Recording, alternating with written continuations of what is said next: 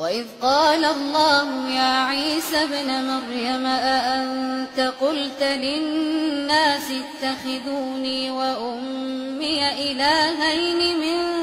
دون الله قال سبحانك ما يكون لي أن أقول ما ليس لي بحق إن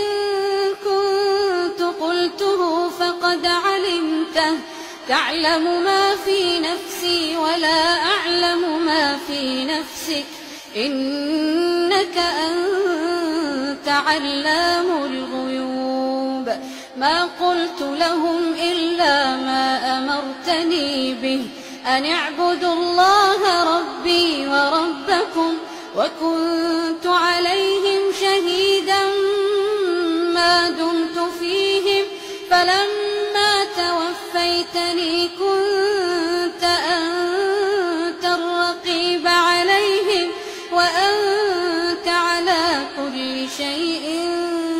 شهيد ما قلت لهم إلا ما أمرتني به أن اعبدوا الله ربي وربكم وكنت عليهم شهيدا ما دمت فيهم فلما توفيتني كنت أنت الرقيب عليهم وأنت على كل شيء شهيد إن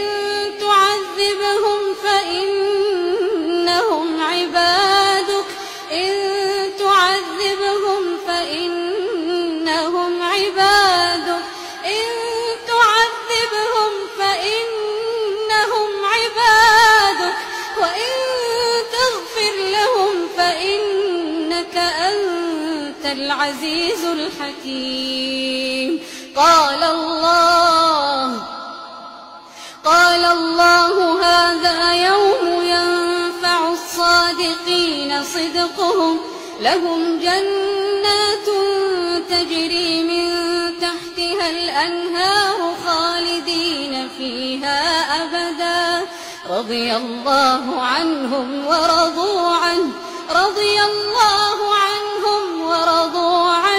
ذلك الفوز العظيم لله ملك السماوات والأرض وما فيهن